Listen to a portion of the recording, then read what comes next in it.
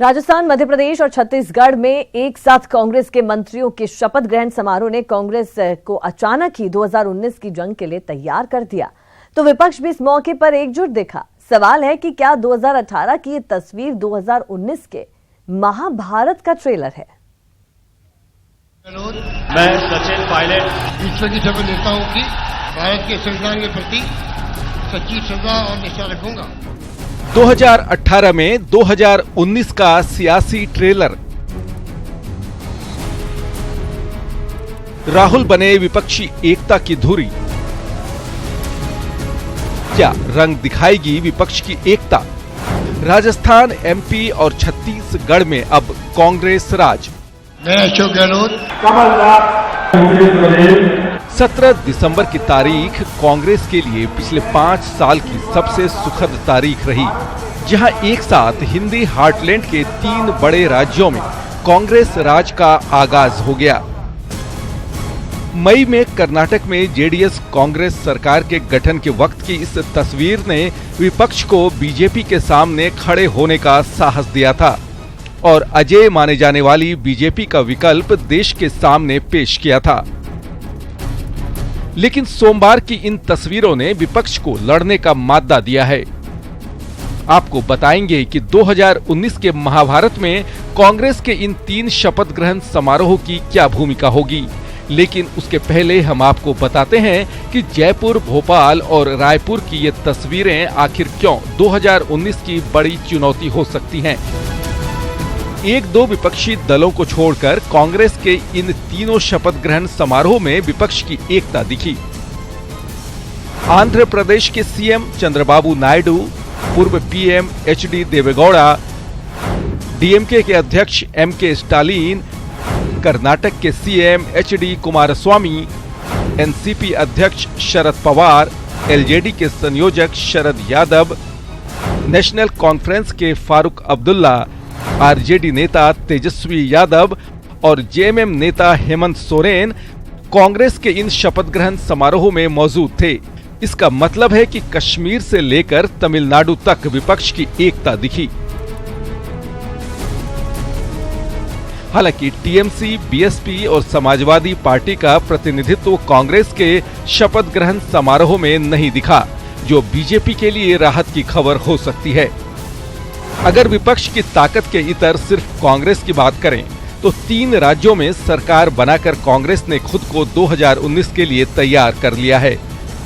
अप्रैल-मई 2019 में जब लोकसभा के चुनाव होंगे, तब राजस्थान, मध्य प्रदेश और छत्तीसगढ़ के साथ ही पंजाब और कर्नाटक जैसे बड़े राज्यों में सरकार होने की वजह से कांग्रेस बीजेपी का मुकाबला करने की स्थिति में होगी।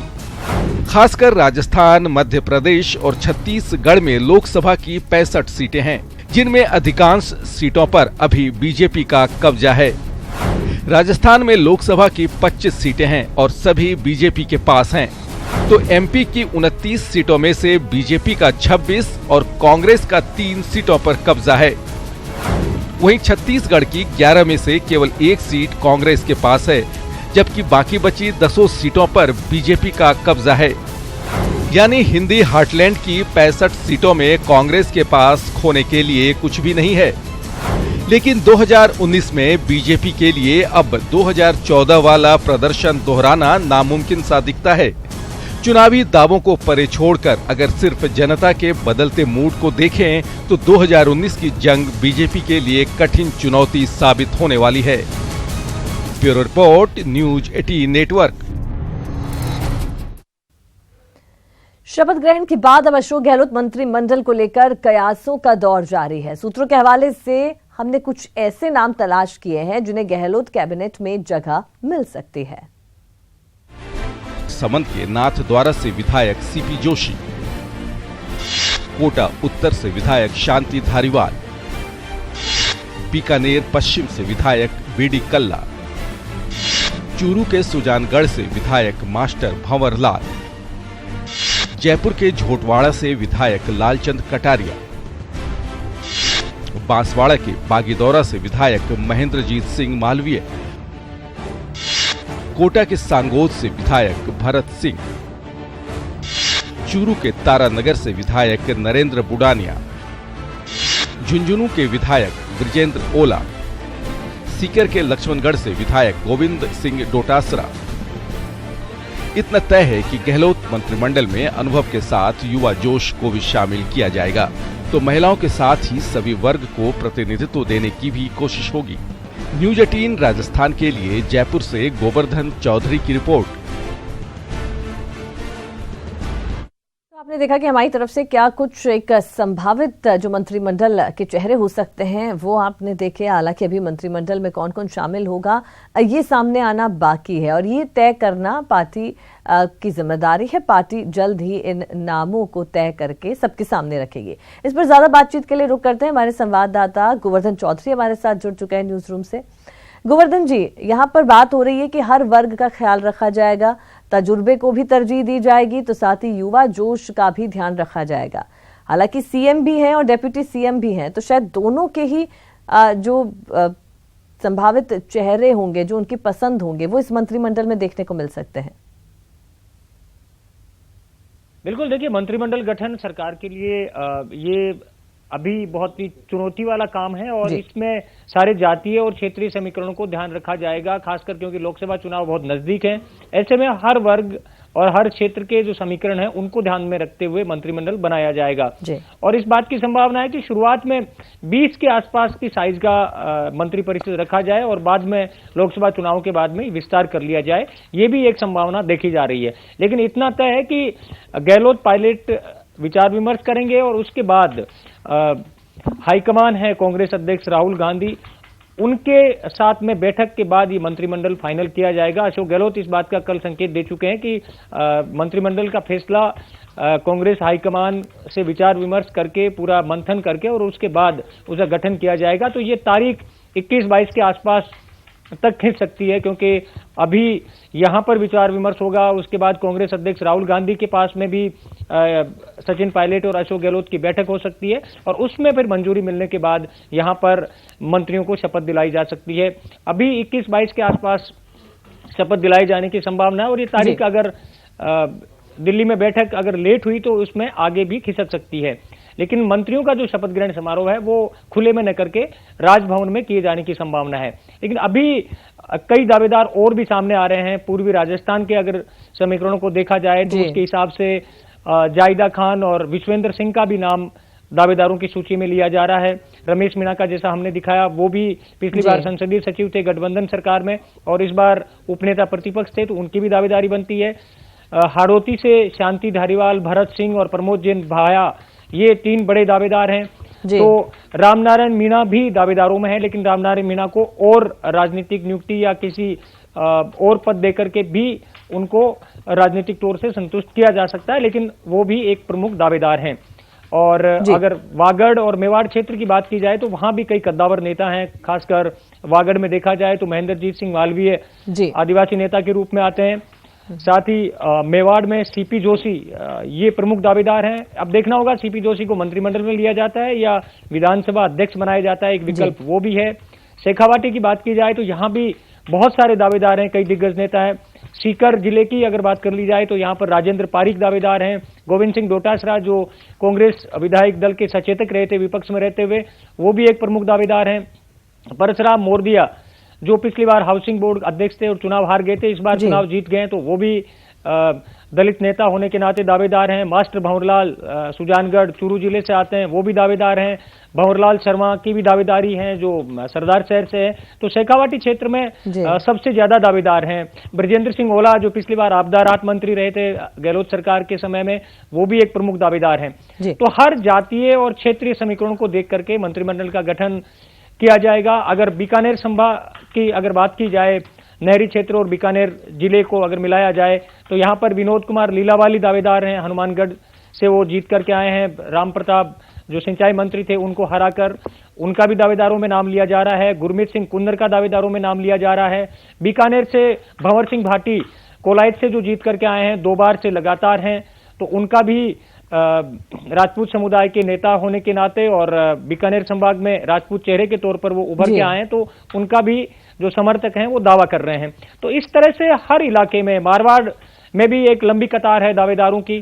तो हर क्षेत्र में हर जातीय समीकरण के लिहाज से चेहरों के बारे में डिस्कस किया जा रहा है। हालांकि ये अभी हमने जो नाम बताए हैं ये दावेदारों के नाम हैं, उनके समर्थक उनकी दावेदारी जता रहे हैं। अब फाइनल फैसला अशोक गहलोत, सचिन पायलट और कांग्रेस हाईकमान मिलकर के करेंगे। उस समय ही तस्वीर साफ होगी कि पार्टी ने 2019 के लोकसभा चुनाव से पहले किन क्षेत्रीय समीकरणों को ध्यान में रख करके और मंत्रिमंडल बनाया है। लेकिन इतना तय है कि मंत्रिमंडल को लेकर के अभी लंबा मंथन का दौर चलेगा। जी, तो गोवर्धन जी, ये कह सकते हैं कि अभी बहुत ज्यादा जल्दी, यानी कि 2-3 दिन में तो मंत्रिमंडल में किन विधायकों को शामिल किया गया ये सामने तो नहीं आने वाला। साथ ही पार्टी को ये भी ध्यान रखना पड़ेगा कि जो आपके साथ जिन पार्टीज ने गठबंधन किया उनका भी ख्याल रखना होगा, उन्हें भी जगह देनी पड़ेगी।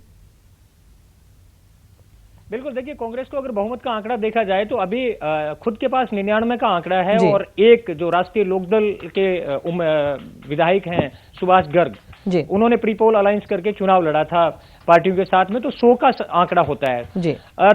दर्जन भर से ज्यादा जो निर्दलीय उम्मीदवार हैं और 6 बसपा के 6 विधायक हैं, बसपा ने भी यहाँ समर्थन का ऐलान किया। अब देखना होगा ये जो गठबंधन सहयोगी हैं उनमें से भी क्या पार्टी अशोक गहलोत इनको लेते हैं मंत्रिमंडल में या नहीं लेते हैं, ये अभी इस सवाल का जवाब मिल नहीं पाया है। लेकिन संभावना है कि शायद मैसेज देने के लिहाज से, एक प्री पोल अलायंस के लिहाज से लोकसभा चुनाव को देखते हुए इन अलाइज पार्टीज में से भी किसी को मंत्रिमंडल में जगह दी जा सकती है।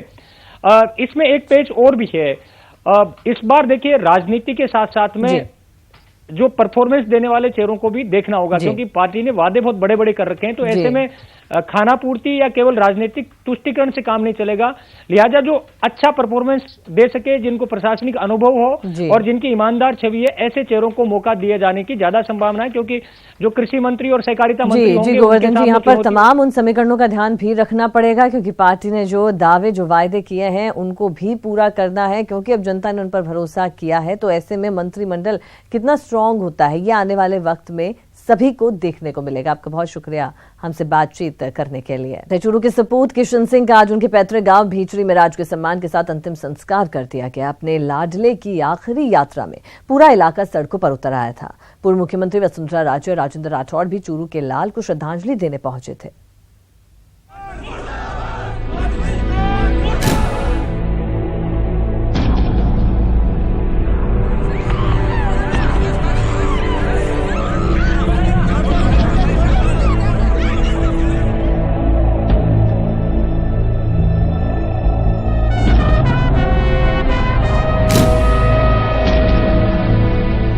बच्चों में वतन पर जान कुर्बान करने का जज्बा जगाने वाला, साथियों को फौज में भर्ती होकर देश के दुश्मनों का सफाया करने के लिए प्रेरित करने वाला, गांव को देशभक्तों की कहानी सुनाने वाला।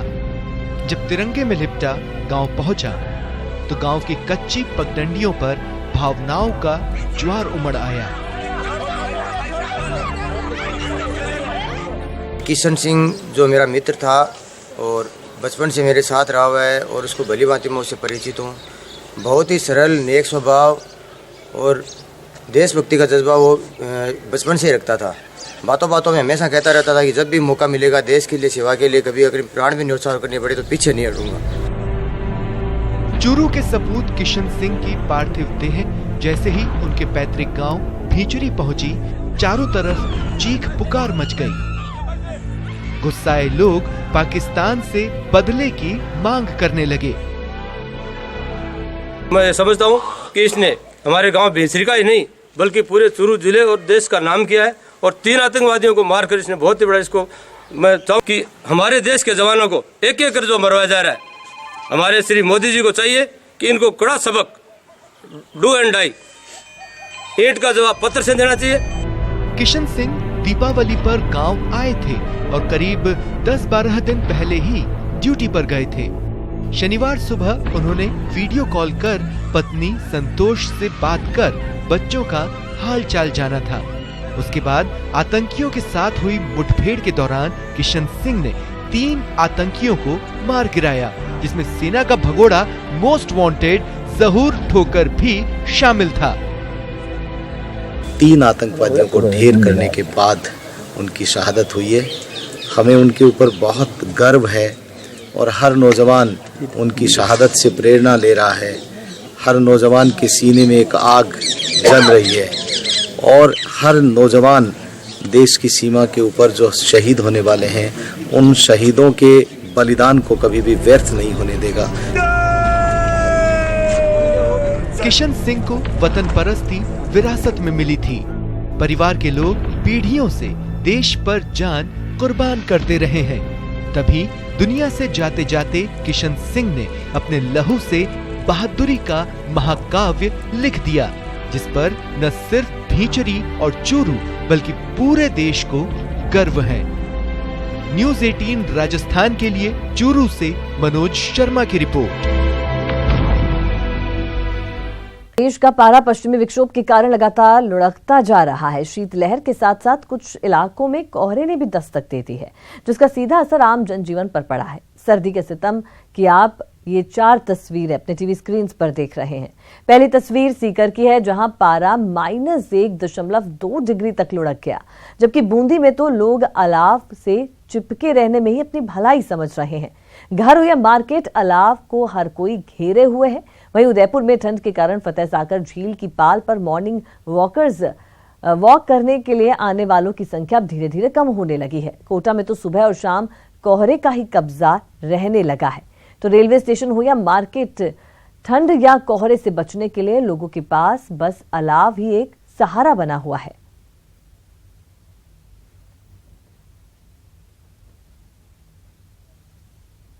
और पूरे प्रदेश में किस तरह के हालात हैं ठंड को लेकर और किस तरह से जो जनजीवन है वो प्रभावित हुआ है, उसको जानने के लिए हम रुख करेंगे। जयपुर से हमारे सहयोगी सौरभ ग्रस्ती जुड़े हैं, उदयपुर से सतीश हैं, कोटा से शाकिर अली हमारे साथ जुड़ गए हैं।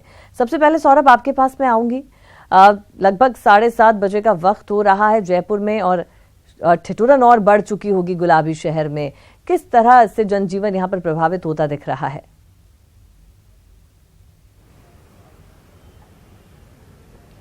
देखिए, जिस प्रकार की ठंड पड़ रही है उस लिहाज से जनजीवन जो है वो पूरी तरह से अस्त व्यस्त हो चुका है और जिस प्रकार की सर्द हवाएं चल रही हैं तो लोगों के हाल और बेहाल हो चुके हैं। दिन में भी धूप नहीं खिलने के कारण भी लोगों की हालत जो है वो लगातार जो है वो बिगड़ती जा रही है और जिस प्रकार से मौसम विभाग ने आसार जताए कि पश्चिम विक्षोभ का असर जैसे जैसे कम होगा और टेम्परेचर में और गिरावट का जो दौर है वो देखने को मिलेगा और यही कारण है कि स्कूली बच्चों से लेकर मेहनतकश लोगों तक मुश्किलें लगातार बढ़ती जा रही हैं और आने वाले कुछ दिनों में पारा 4 डिग्री से भी कम जाने के कई इलाकों में आसार जो है वो मौसम विभाग ने जताए हैं। इस वक्त मैं अल्बर्ट हॉल के पीछे हूं और यहाँ पर एक रेन बसेरे के बाहर है और आप तस्वीरों में आपको दिखाना चाहेंगे किस प्रकार के लोग जो है वो अलाव के जरिए इस सर्दी से बचने के कुछ उपाय जो है वो कर रहे हैं। साथ ही राजधानी जयपुर में कई जगहों पर रेन बसेरे बनाए गए क्योंकि जिस प्रकार से आपको जानकारी होगी कि एसएमएस अस्पताल में बड़ी संख्या में जो मरीज के परिजन जो है वो पहुंचते हैं और उनके लिए इस प्रकार के इंतजामात जो है वो अल्बर्ट हॉल के पीछे इस रेन बसेरे में किए गए हैं, जहां पर आप देख सकते हैं कि सर्दी से बचने के लिए यहाँ पर तमाम जो उपाय जो है वो किए जाने थे वो किए गए हैं ताकि लोगों को किसी प्रकार की इस सर्दी से मुश्किल जो है वो न आए। यहाँ पर करीब 70 बेड लगाए गए हैं और यहाँ पर उनके रहने के सर्दी के लिए कंबल बिस्तर जो है वो यहाँ पर रखे गए। इसके अलावा एक और भी चीज यहाँ पर देखने को मिलती है कि यहाँ पर जो कई लोग ऐसे हैं जो जिनके लिए भोजन की और ठहरने की व्यवस्था नहीं है, तो यहाँ पर कई समाज सेवियों द्वारा भोजन की भी व्यवस्था कराई जाती है। कुछ युवक हैं हमारे साथ, उनसे बात कर लेते हैं। आप किस प्रकार से यहाँ पर लोगों के भोजन की व्यवस्था करते हैं और किस प्रकार से ये रूटीन है आप लोगों का? हम डेली 51 लोगों का डेली खाना बांटते हैं यहाँ एसएमएस में, जो विकलांग और असहाय लोग हैं उनको। और क्या है हमारा कि 365 दिन खाना बांटते हैं। इसमें संडे या होली दिवाली जो भी होती है वो हम छुट्टी नहीं करते। क्या मकसद है आप लोगों का, क्यों इस प्रकार से आप लोग? ओनली समाज से और इसमें निस्वार्थ कोई भी मतलब नहीं है, निस्वार्थ काम होता है हमारी तरफ से।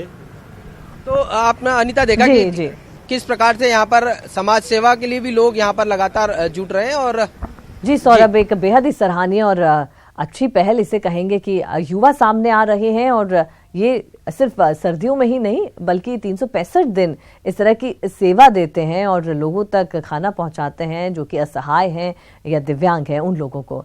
तो ये तस्वीरें थी जयपुर से, जहां पर रैन बसेरों वाली पूरी तैयारी की हुई है और सरकार द्वारा, माकूल प्रशासन द्वारा अच्छे इंतजाम यहाँ पर किए गए हैं। जरा तस्वीरें देखते हैं उदयपुर की। उदयपुर में किस तरह के हालचाल हैं। सतीश हमारे साथ मौजूद है, हमारे संवाददाता। सतीश, ये बताइए, क्योंकि सर्दी का मौसम है तो यहाँ पर मौसम में तो जिस तरह का बदलाव है वो देखा जा रहा है, खान पान में भी बड़ा बदलाव देखने को मिलता है। किस तरह से उदयपुर वासी इस ठिठुरन से बच भी रहे हैं और इसका आनंद भी उठा रहे हैं? देखिए अनीता, बिल्कुल ठीक कहा। राजस्थान के कश्मीर के रूप में उदयपुर को जाना जाता है और कहीं न कहीं उदयपुर में जब सर्दियों का मौसम होता है तो बड़ी तादाद में गुजरात सहित जो अन्य राज्य हैं वहां के पर्यटक आते हैं। अभी मैं फतेहसागर झील किनारे मौजूद हूँ, जहां पर आप देख पाएंगे तमाम तरह के जो लोग हैं वो शाम के वक्त निकले हैं। चूंकि देर शाम का वक्त है, काफी बड़ी तादाद में यहाँ पर लोग आते हैं, घूमने को निकलते हैं और झील किनारे का यह नजारा एक बार आप फिर टेलीविजन स्क्रीन पर देख भी पा रहे होंगे। चूंकि सुबह जॉगिंग का वक्त था तो काफी कम लोग लोकल आते हैं, लेकिन शाम का वक्त है तो कहीं न कहीं इसका असर पर्यटकों भी पड़ रहा है। आप कई तरह के यंग जो है वो आप देख पा रहे होंगे। इसके साथ ही बहुत सारे लोग जो है आपको यहाँ पर तापते हुए भी नजर आ रहे होंगे। एक बार मैं आपको तस्वीरें दिखाने की कोशिश करता हूँ और कुछ लोगों से बात भी करते हैं। आप बताएं, ठंड का एहसास कैसा लग रहा है उदयपुर में? बहुत अच्छा, बहुत मतलब उदयपुर में ठंड जो पड़ रही है, आज सवेरे जो 4 डिग्री टेम्परेचर था, अल्टीमेट। आपको कैसा लग रहा है? बढ़िया, बस कॉफी का वेट कर रहे हैं, कॉफी आ रही है। बहुत ठंड। झील किनारे हैं, हॉट कॉफी पियेंगे, कोल्ड कॉफी? हॉट कॉफी, बिल्कुल, कोल्ड कॉफी नहीं पी सकते अभी। तो देखिए बिल्कुल किस तरह से जो लोग हैं वो कॉफी पीने के लिए झील किनारे पहुंच रहे हैं। चूंकि एक सुहावना मौसम भी उदयपुर में हो जाता है। किस तरह के बाजार की स्थितियां हैं, किस तरह पर्यटक पहुंच रहे हैं, कुछ लोगों से बात करते हैं। हमारे साथ हैं महेंद्र सिंह, महेंद्र से बात करते हैं। महेंद्र, आप यहाँ लंबे समय से व्यापार करते हैं, किस तरह का असर पड़ रहा है ठंड से? ठंड से अभी ये सीजन टाइम है, अभी ये दिसंबर लास्ट ये सीजन टाइम होता है, जो बाहर से टूरिस्ट वगैरह और लोकल पब्लिक वगैरह सारे घूमने आते हैं यहाँ पे। और ये अभी कॉफी पीने का मजा उदयपुर में। अभी असर कितना पड़ रहा है? असर काफी अच्छा है, व्यापार भी अच्छा है, काफी टूरिज्म भी अच्छा है, चल रहा है हर चीज। और देखिए ये मुंबईया बाजार के व्यापारी हैं जो बता रहे हैं कि कैसे इस सर्द मौसम में उनका व्यापार चल रहा है। एक बार आपको मैं मुंबईया बाजार की तस्वीरें दिखाने की कोशिश करता हूँ। आमतौर पे हालांकि यहाँ पर जो शहर का यूथ है वो आपको पूरी तरह कहीं कहीं खड़ा हुआ, बैठा हुआ, कॉफी पीते हुए जरूर नजर आता है। देखिए एक बार फिर कुछ युवतियां आपको तस्वीरों में नजर आती होगी, किस तरह से उन्होंने शॉल ओढ़ रखी है और कहीं न कहीं ठंड का असर जो है आप तस्वीरों के मार्फत देखिए, समझिए कि कैसे उदयपुर में सर्द हवा हो रही है, सर्द हवा चल रही है, लेकिन उसी के बीच तमाम लोग जो हैं कहीं न कहीं फिर भी झील किनारे पहुंच रहे हैं। एक बार फिर झील की तरफ दिखाने की कोशिश करता हूं। सतीश, यहाँ पर पर्यटन के लिहाज से जिस कदर मशहूर है ये शहर, उसके अलावा जो यहाँ पर आम लोग हैं वो भी पहुंच रहे हैं और इस मौसम का भी आनंद उठा रहे हैं। हालांकि ठिठुरन यहाँ पर बड़ी है और पूरा अपना इंतजाम करके अपने घरों से बाहर निकले हैं। चलिए रुक करेंगे कोटा का। कोचिंग सिटी में क्या कुछ हालात है, शाकिर हमें बताएंगे। शाकिर, कोटा में स्टूडेंट्स बड़ी तादाद में रहते हैं, तो ऐसे में जब सुबह कोचिंग क्लासेस होती है तो बड़ी मुश्किल होती होगी इस ठंड के मौसम में। किस तरह के हालात हैं कोटा शहर की बात की जाए?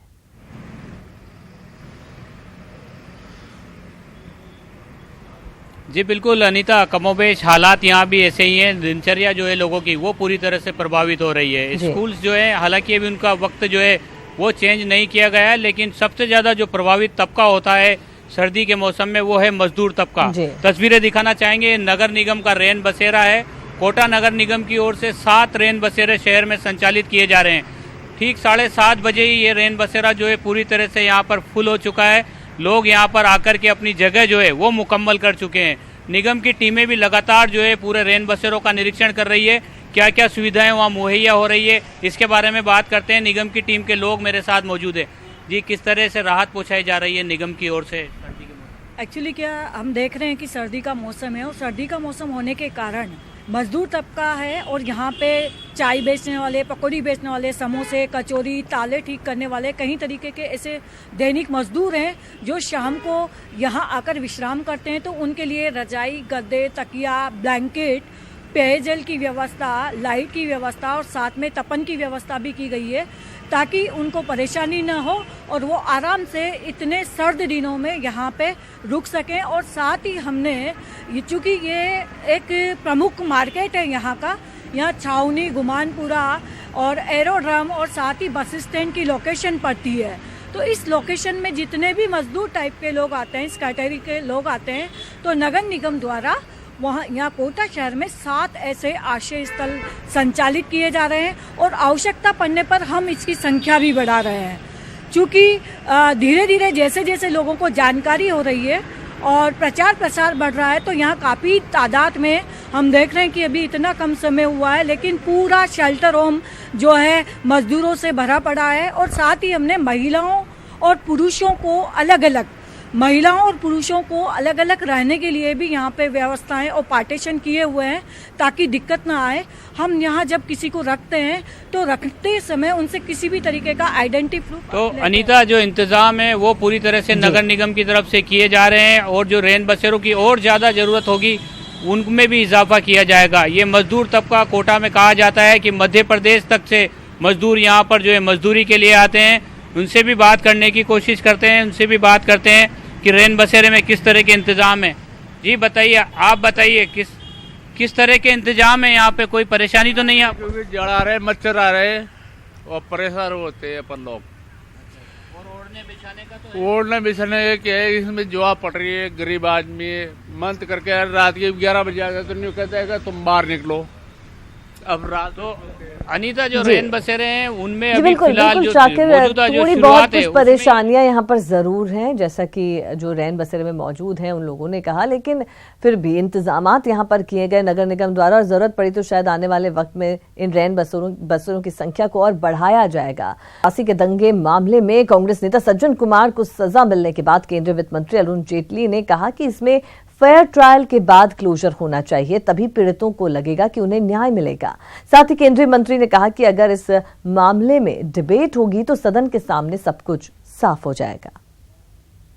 किसी भी ऐसे राइट का दोषियों को सजा मिले, ट्रायल्स हो, फेयर ट्रायल्स हो, उसके साथ क्लोजर होना चाहिए ताकि विक्टिम्स को लगे कि हमारे साथ कहीं ना कहीं तो न्याय हुआ है। 84 के जंगों पे एक बार पॉज करके सोच लेना कि कांग्रेस पार्टी ने क्या क्या अपराध किए 1984 में और उसके बाद कवर अप में, ये अगर डिबेट होती है तो ये सारे के सामने सदन के सामने आ जाएंगे। झुंझुनू के केवल बेटे ही नहीं, बेटियां भी दुश्मनों से लोहा लेने में आगे हैं। जिले की बेटी प्रिया शर्मा भारतीय वायुसेना की फाइटर प्लेन उड़ाएगी। पिलानी के पास घुमनसर कला की फ्लाइंग ऑफिसर प्रिया शर्मा वायुसेना में बतौर फाइटर पायलट शामिल कर ली गई है। प्रिया शर्मा को 2 साल की ट्रेनिंग हैदराबाद में पूरी होने के बाद शनिवार को वह पास आउट हुई और उन्हें देश की 7वीं महिला फाइटर पायलट होने का गौरव प्राप्त हुआ। प्रिया फाइटर पायलट बनने वाली 7वीं महिला है।